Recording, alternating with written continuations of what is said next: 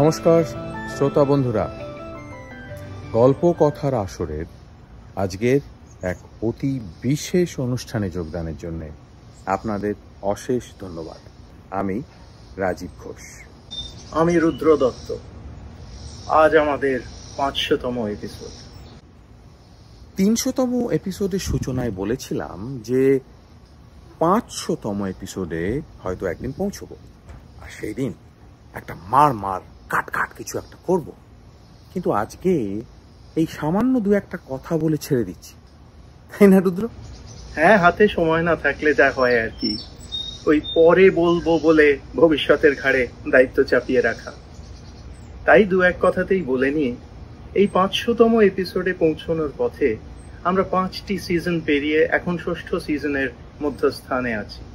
গত সেপ্টেম্বরে আমাদের 5 বছরও পেরিয়েছে, আর এই কয়েক মাস আগে আমাদের পডকাস্টে পঠিত লেখক লেখিকার সংখ্যা 50 ছাড়িয়েছে।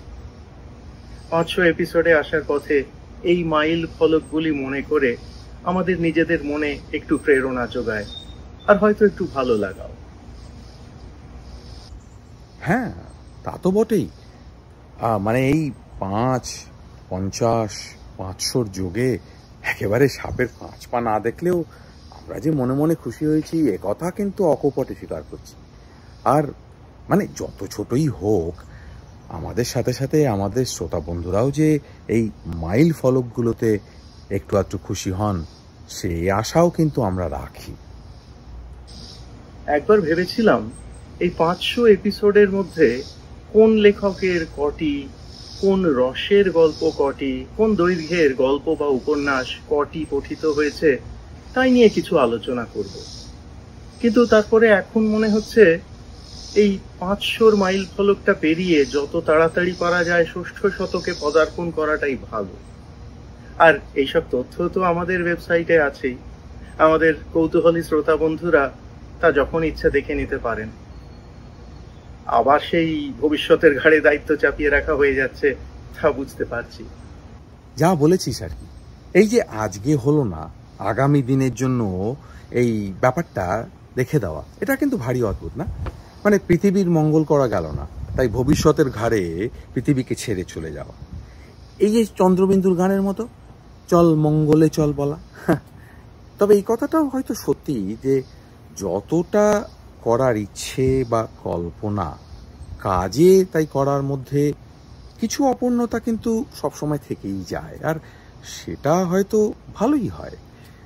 সেই অপূর্ণতা ভবিষ্যতে আরও পূর্ণ করার স্বপ্নই হয়তো মানুষকে সুকুমার রায় সেই খুরোর কলের মতো না ক্রমাগত সামনে টেনে নিয়ে যায়। ভবিষ্যতের স্বপ্ন দেখাটা তো মানুষের চিরকালের অভ্যাস। সেই জন্যই তো মানুষের কল্পনা রয়েছে, আর সেই জন্যই সাহিত্যে কল্পবিজ্ঞান আছে।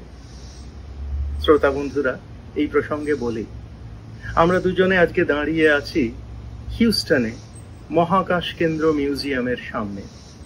এইখান থেকে আমাদের 500তম এপিসোড প্রচারিত হচ্ছে।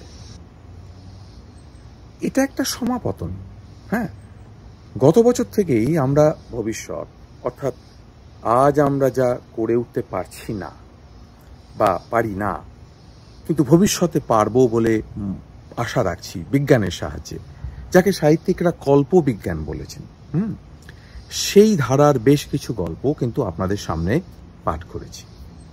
400তম এপিসোডে আমরা সভ্যতার কিছুটা উৎসের দিকে ফিরে গিয়েছিলাম, তাই 500তমতে আবার ফিরলাম বিজ্ঞানের একেবারে সেই কেন্দ্রস্থলে, ভবিষ্যতের দরজায় কড়া নাড়তে।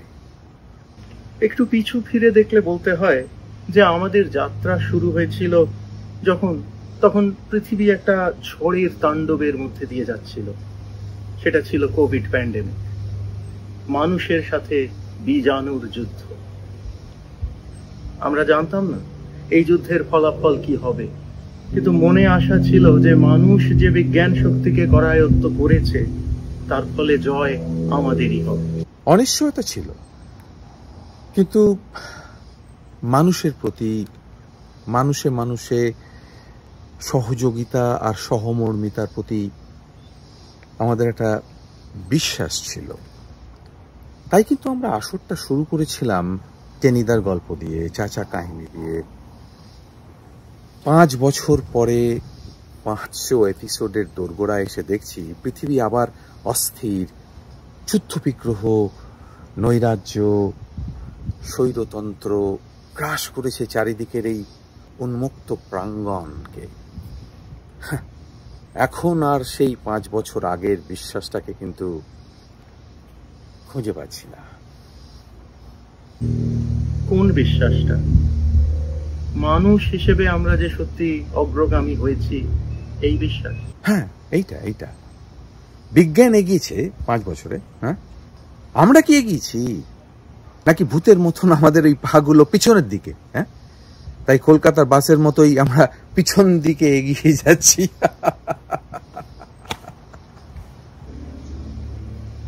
চিন্তার কথা বটে। তাহলে কি এই 500 উত্তর পর্বে তুই এই জাতীয় কিছু পড়বার কথা ভাবছিস? ভাবছি, হ্যাঁ। সাহিত্যের একটা অদ্ভুত ব্যাপার হলো কি, সেটা কালোত্তীর্ণতা। মানে ইতিহাস তো বারবার পুনরাবৃত্তি ঘটায়, তাই না? কাজেই আগের দেখা হঠাৎ করে সমকালীন হয়ে যায়, আগের লেখা হঠাৎ করে সমকালীন হয়ে যায়। এইটা আমি কিন্তু বারবার লক্ষ্য করি, জানিস।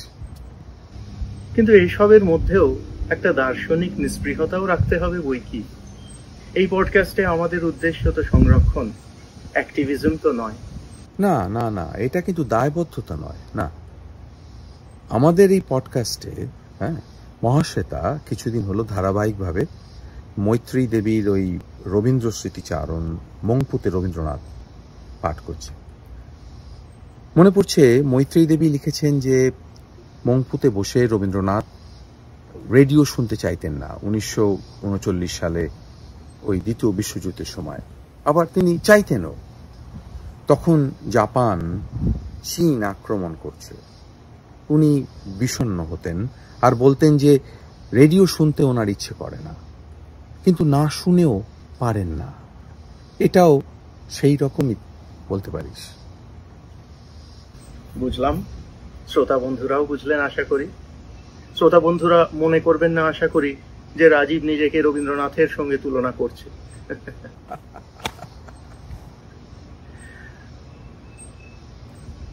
কিন্তু সকলেই বোধহয় বুঝতে পারছি সময়টা পুরোপুরি ভালো নয়।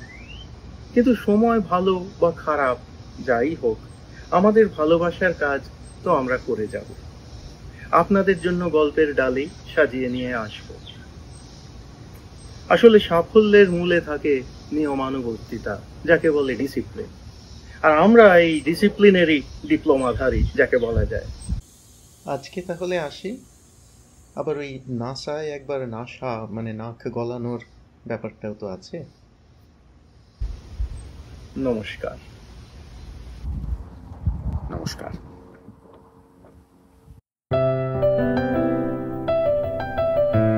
আপনাদের মতামত আমাদের জানাতে ভুলবেন না কিন্তু শ্রোতা বন্ধুরা।